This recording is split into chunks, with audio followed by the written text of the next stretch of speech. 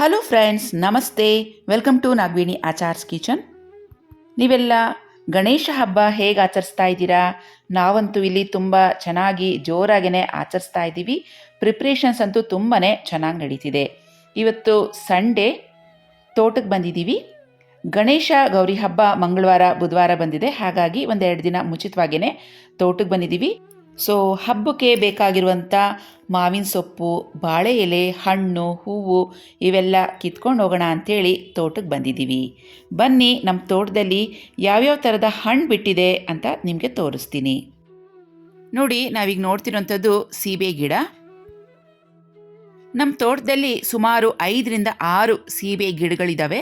ಅದರಲ್ಲಿ ಈ ಒಂದೇ ಒಂದು ಗಿಡದಲ್ಲಿ ಮಾತ್ರ ಈ ಸಲ ಹಣ್ಣುಗಳಾಗಿದ್ದಾವೆ ಅಷ್ಟೇ. ಇನ್ನು ಯಾವ ಗಿಡದಲ್ಲೂ ಸೀಬೆಗಳು ಬಿಟ್ಟಿಲ್ಲ. ಸುಮಾರಷ್ಟು ಸೀಬೆಕಾಯಿಗಳು ಗಿಡದಲ್ಲೇ ಹಣ್ಣಾಗ್ಬಿಟ್ಟಿದೆ.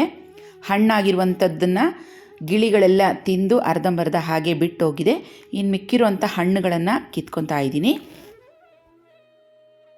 ನೋಡಿ, ಈ ಥರ ಸ್ವಲ್ಪ ಲೈಟಾಗಿ ಕಲರ್ ಬಂದಿರುತ್ತಲ್ವ, ಆ ಥರದ ಹಣ್ಣುಗಳನ್ನು ಕಿತ್ಕೊತಾ ಇದ್ದೀನಿ. ಸುಮಾರು ಇದು 2ರಿಂದ 3 ದಿನಗಳಿಗೆ ಹಬ್ಬದಷ್ಟೊತ್ತಿಗೆ ಹಣ್ಣಾಗ್ಬೋದು ಅಂಥೇಳಿ.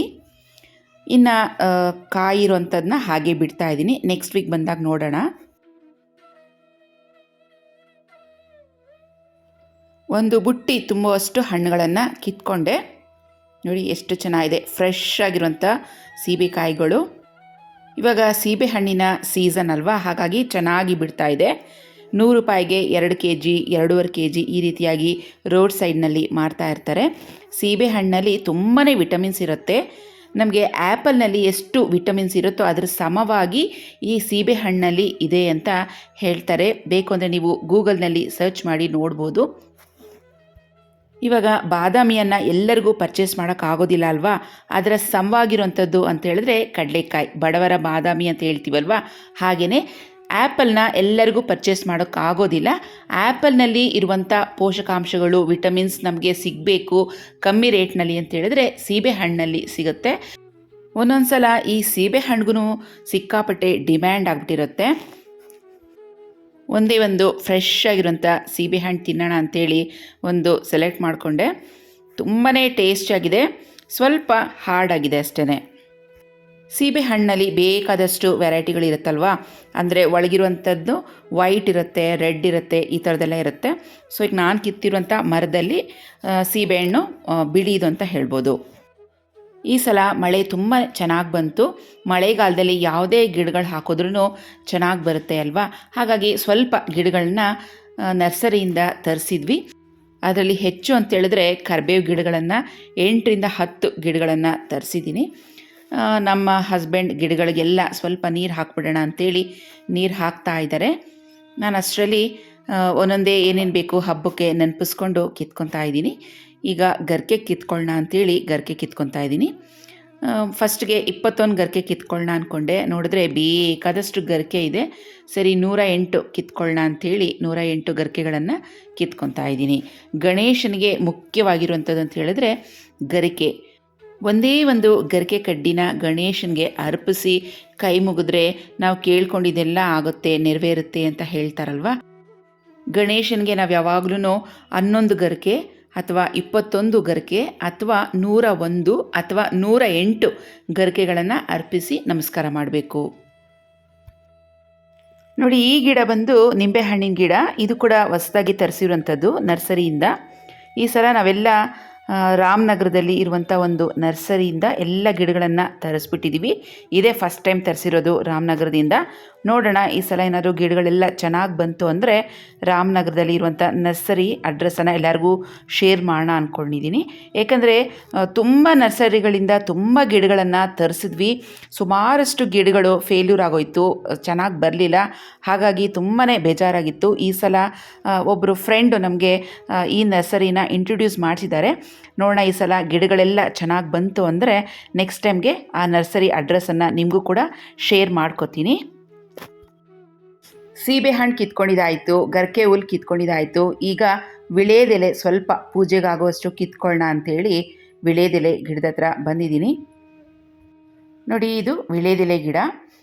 ಸ್ವಲ್ಪ ಬಾಡೋದಂಗೆ ಆಗಿಬಿಟ್ಟಿತ್ತು. ಆದರೆ ಈಗಷ್ಟೇ ರೀಸೆಂಟಾಗಿ ತುಂಬ ಚೆನ್ನಾಗಿ ಮಳೆ ಬಂತು. ವಿಳೆದೆಲೆ ಗಿಡ ಈ ಸಲ ಸ್ವಲ್ಪ ಚೆನ್ನಾಗಿ ಚಿಗುರಿದೆ.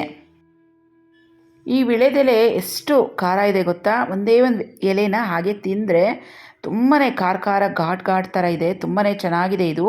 ಮತ್ತು ಕೆಮ್ಮು, ಶೀತ ಆ ಥರ ಏನಾದರೂ ಇದ್ದಾಗ ಈ ಥರ ಘಾಟಾಗಿರುವಂಥ ಎಲೆಗಳನ್ನು ಹಾಗೇ ತಿಂದರೆ ಕಫ ಎಲ್ಲ ಚೆನ್ನಾಗಿ ನಿವಾರಣೆ ಆಗುತ್ತೆ. ಮನೆಯೆಲ್ಲ ಹುಡುಕಿದ್ರೂ ಒಂದೇ ಒಂದು ಪ್ಲಾಸ್ಟಿಕ್ ಕವರ್ ಸಿಗಲಿಲ್ಲ. ಯಾಕಂದರೆ ವಿಳೆದೆಲೆ ಎಲ್ಲ ಕವರಲ್ಲಿ ಹಾಕಿ ಇಡಬೇಕಲ್ವ, ಇಲ್ಲಾಂದರೆ ಬಾಡೋಗುತ್ತೆ ಮನೆಗೆ ಹೋಗೋ ಅಷ್ಟೊತ್ತಿಗೆ. ಹಂಗು ಹಿಂಗು ಮಾಡಿ ಒಂದು ಕವರ್ ಸಿಕ್ತು, ಅದನ್ನು ತೊಗೊಂಡು ಬಂದಿದ್ದೀನಿ. ನೋಡಿ, ಈಗ ಕಿತ್ಕೊಂಡಿರೋಂಥ ವಿಳೆದೆಲೆನ ಕವರ್ಗೆ ಹಾಕ್ತಾಯಿದ್ದೀನಿ. ಇದು ಬರೀ ಪೂಜೆಗಷ್ಟೇ. ಸ್ವಲ್ಪ ಕೊಡೋರಿಗೆ ಮುತ್ತೈದೆಯರಿಗೆಲ್ಲ ಅಂಗಡಿಯಿಂದ ತರಿಸೋಣ ಎಕ್ಸ್ಟ್ರಾ ಅಂಥೇಳಿ ಸ್ವಲ್ಪ ಎಲೆಗಳು ಮಾತ್ರ ಕಿತ್ಕೊಂಡಿದ್ದೀನಿ.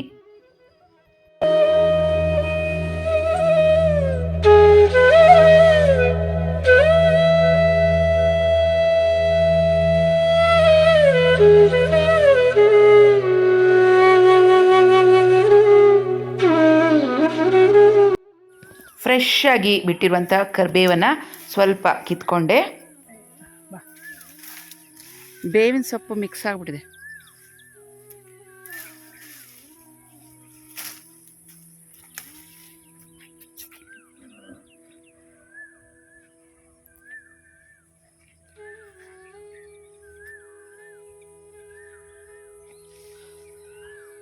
ಸಾಕಾ?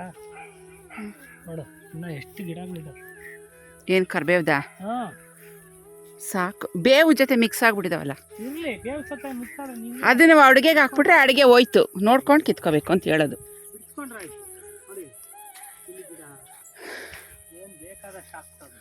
ಸಾಕು ಬಿಡಿ, ಫ್ರೆಶ್ ಆಗಿ ತೊಗೊಂಡೋಗೋಣ. ಸಾಕಲ್ವ ಇಷ್ಟು? ಸಾಕು.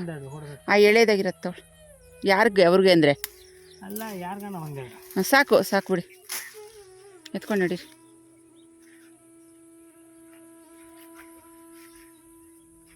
ಗಣೇಶನಿಗೆ ತುಂಬ ಪ್ರಿಯವಾದದ್ದು ಬೇಲ್ದ ಹಣ್ಣನ್ನು ಕಿತ್ಕೊಳ್ಳೋಣ ಅಂಥೇಳಿ ಬಂದಿದ್ದೀವಿ. ಅದಕ್ಕೆ ಕೊಟ್ಟಿರ್ಕೊಂಬರ್ತೀನಿ ಕಣ. ಕತ್ರಿ ಎಲ್ಲ ಅನ್ಸುತ್ತೆ. ಇದೊಂದು ಸ್ವಲ್ಪ ಕಾಡು ಒಳಗಡೆ ಒಂದು ಕೆರೆ ಇದೆ. ಕೆರೆ ಹತ್ರ ಈ ಮರ ಇದೆ. ಇಲ್ಲಿಗೆ ಬಂದಿದ್ದೀವಿ. ಬಂದಾಗ ಫಸ್ಟ್ ಟೈಮ್ಗೆ ಅದು ಕಿತ್ಕೊಳ್ಳೋಕ್ಕೆ ಏನು ಕೋರ್ ಹತ್ರ ಏನು ತಂದಿಲ್ಲ. ಬೇಲ್ದ ಹಣ್ಣೆಲ್ಲ ತುಂಬ ಹೈಟ್ನಲ್ಲಿ ಬೆಳೆದಿತ್ತು. ಮತ್ತೆ ಮನೆಗೆ ಹೋಗಿ ಕರಿಬೇವೆಲ್ಲ ಮನೇಲಿ ಇಟ್ಟು ಮತ್ತೆ ಉದ್ದನೆ ಕೋಲನ್ನು ತೊಗೊಂಡು ಬಂದ್ವಿ. ಮತ್ತು ವಾಪಸ್ ಮನೆಗೆ ಹೋಗಬೇಕಾದ್ರೆ ಎರಡು ನವಿಲುಗರಿ ಸಿಕ್ತು. ಯಾಕಂದರೆ ಇಲ್ಲೆಲ್ಲ ನವಿಲು ಓಡಾಡ್ತಾ ಇರುತ್ತೆ, ನವಿಲುಗರಿಗಳು ಬಿದ್ದಿರ್ತವೆ.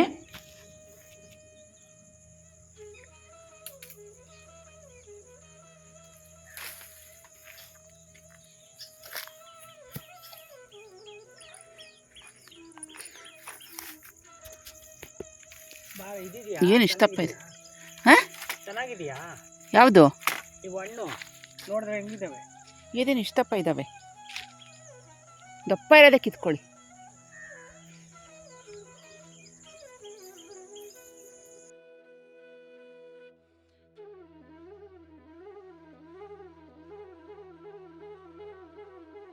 ಬೇಲ್ದ ಹಣ್ಣಿನ ಜೊತೆಗೆ ಸ್ವಲ್ಪ ಇದು ಹತ್ತಿ ಹಣ್ಣು ಅಂತ ಹೇಳ್ತೀವಿ, ಇಲ್ಲಾಂದರೆ ಅಂಜೂರ ಅಂತ ಹೇಳ್ತೀವಿ, ಇದನ್ನು ಸಹ ಸ್ವಲ್ಪ ಕಿತ್ಕೊಂಡ್ವಿ. ಒಂದು ಹಣ್ಣು ಕೀಳಕ್ಕೆ ಬಿಡಲ್ಲ.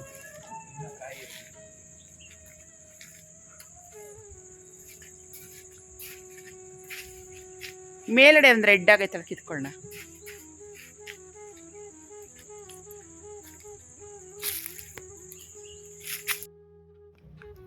ನೋಡಿ, ಇದು ಮನೆ ಹಿಂದೆ. ಇದಕ್ಕೆ ಆಲ್ ಸ್ಪೈಸಸ್ ಗಿಡ ಅಂತ ಹೇಳ್ತೀವಿ, ಅಥವಾ ಆಲ್ ಸ್ಪೈಸಸ್ ಎಲೆ, ಪಲಾವ್ ಎಲೆ, ಮಸಾಲೆ ಎಲೆ, ತುಂಬ ಹೆಸರುಗಳಲ್ಲಿ ಕರಿತೀವಿ ಇದಕ್ಕೆ. ಸೊ ಇದು ನಿಮ್ಮೂರಲ್ಲೂ ಇದೆಯಾ? ಈ ಎಲೆಗೆ ನಿಮ್ಮೂರಲ್ಲಿ ಏನಂತ ಕರಿತೀರಾ? ದಯವಿಟ್ಟು ಕಮೆಂಟ್ ಸೆಕ್ಷನಲ್ಲಿ ತಿಳಿಸಿ. ನಾವಂತೂ ಇದಕ್ಕೆ ಸಿಂಪಲಾಗಿ ಪಲಾವ್ ಎಲೆ ಅಂತ ಹೇಳ್ತೀವಿ ಅಷ್ಟೇ. ನೋಡಿ, ಇದು ಪನ್ನೀರ್ ರೋಸ್. ಈ ರೋಸನ್ನು ಒಣಗಿಸ್ಬಿಟ್ಟು ಆ ಪೆಟಲ್ಸಲ್ಲಿ ಪೌಡರ್ ಮಾಡಿಟ್ಕೊಂಡು ಫೇಸ್ ಪ್ಯಾಕ್ ಮಾಡಿಕೊಂಡ್ರೆ ತುಂಬಾ ಚೆನ್ನಾಗಿರುತ್ತೆ. ಸ್ಕಿನ್ ಒಂದು ಒಳ್ಳೆ ಗ್ಲೋ ಬರುತ್ತೆ. ಹಾಗೆಯೇ ಈ ಪನ್ನೀರ್ ರೋಸಲ್ಲಿ ರೋಸ್ ವಾಟರ್ ಕೂಡ ಮಾಡ್ತಾರೆ. ನಾವು ಯಾವತ್ತೂ ಟ್ರೈ ಮಾಡಿಲ್ಲ. ಜಸ್ಟ್ ರೋಸ್ಗಳನ್ನು ಕಿತ್ಬಿಟ್ಟು ದೇವ್ರಿಗೆ ಇಡ್ತೀವಿ ಅಷ್ಟೇ.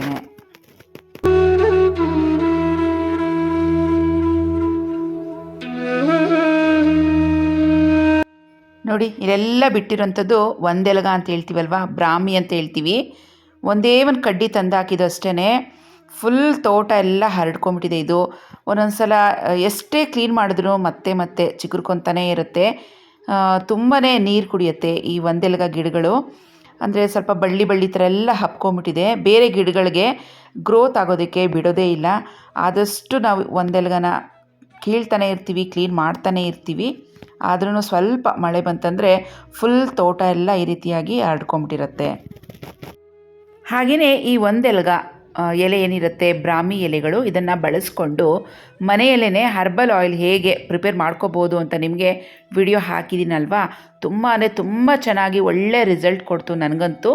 ಹಾಗೆಯೇ ಈ ಒಂದೆಲಗ ಎಲೆಯಲ್ಲಿ ನಾವು ಚಟ್ನಿ ಕೂಡ ಮಾಡ್ಬೋದು. ಜಸ್ಟ್ ರೆಗ್ಯುಲರ್ ಚಟ್ನಿ ಎಲ್ಲ ಮಾಡ್ತೀವಲ್ವ, ತೆಂಗಿನಕಾಯಿ, ಉರ್ಗಡ್ಲೆ ಇವೆಲ್ಲ ಹಾಕಿ ಮಾಡ್ತೀವಲ್ವ, ಕೊತ್ತಂಬರಿ ಸೊಪ್ಪು ಹಾಕ್ತೀವಲ್ಲ, ಅದ್ರ ಜೊತೆಗೇ ಈ ಬ್ರಾಹ್ಮಿ ಎಲೆಗಳನ್ನ ಸ್ವಲ್ಪ ಎಣ್ಣೆಯಲ್ಲಿ ರೋಸ್ಟ್ ಮಾಡ್ಕೊಂಬಿಟ್ಟು ರುಬ್ಬಕ್ಕೆ ಹಾಕ್ಬಿಡೋದು ಅಷ್ಟೇ. ತುಂಬ ಸಿಂಪಲಾಗಿ ಮಾಡೋ ಅಂಥದ್ದು.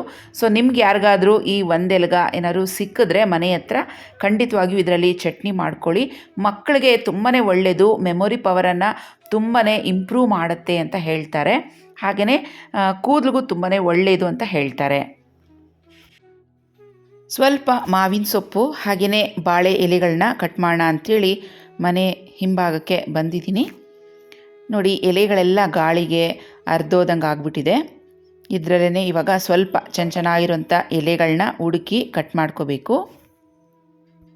ಗಣೇಶ ಹಬ್ಬದ ದಿನ ಖಾರದ ಕಡುಬು ಮಾಡ್ತೀವಲ್ವ, ಈ ಬಾಳೆ ಎಲೆಯಲ್ಲಿ ಸುತ್ತಬಿಟ್ಟು ಕಡುಬು ಮಾಡಿದ್ರೆ ಟೇಸ್ಟ್ ತುಂಬಾ ಚೆನ್ನಾಗಿರುತ್ತೆ. ನಾನು ಮಾಡೋವಾಗ ನಿಮ್ಗೆ ತೋರಿಸ್ತೀನಿ.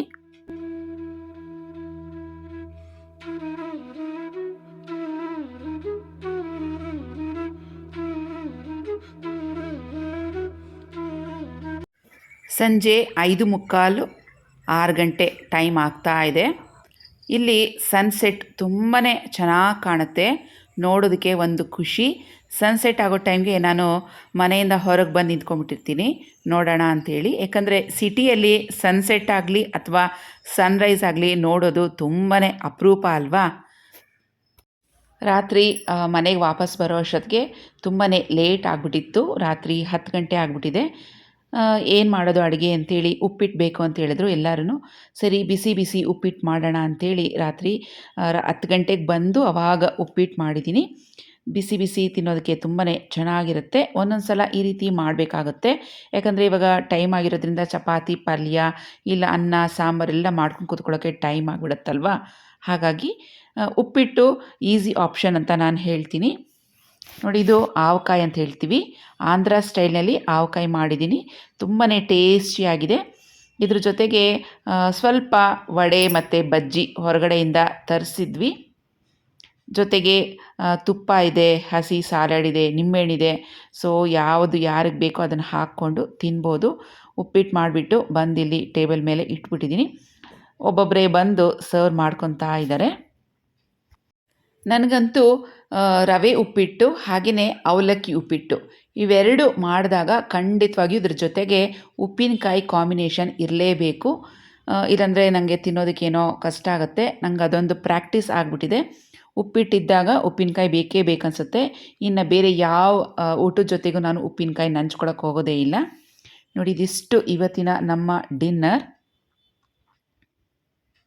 ನಾನು ನಮ್ಮ ಹಸ್ಬೆಂಡ್ ಇಬ್ಬರೇ ಬೆಳಗ್ಗೆನೇ ಹೋಗ್ಬಿಟ್ಟಿದ್ವಲ್ವ ತೋಟಕ್ಕೆ. ನಮ್ಮ ಝೂಬಿ ಏನೂ ಊಟ ಮಾಡಿರಲಿಲ್ಲ, ಕೋಪ ಮಾಡ್ಕೊಂಡು ಕೂತ್ಕೊಂಡ್ಬಿಟ್ಟಿತ್ತು. ಸೊ ಬಂದಿದ ತಕ್ಷಣ ಫಸ್ಟ್ಗೆ ಉಪ್ಪಿಟ್ಟು ಬಿಸಿ ಇತ್ತಲ್ವ, ಫಸ್ಟ್ ಝೂಬಿಗೆ ಹಾಕ್ಬಿಡೋಣ ಅಂಥೇಳಿ ಪಾಪ ಝೂಬಿಗೆ ಉಪ್ಪಿಟ್ಟನ್ನು ಹಾಕ್ತಾಯಿದ್ದೀನಿ. ನೋಡಿ, ಉಪ್ಪಿಟ್ಟು ಜೊತೆಗೆ ಸ್ವಲ್ಪ ತುಪ್ಪ ಹಾಕಿ ಈ ರೀತಿಯಾಗಿ ಉಂಡೆಗಳ ಥರ ಮಾಡಿ ಕೊಡಬೇಕು.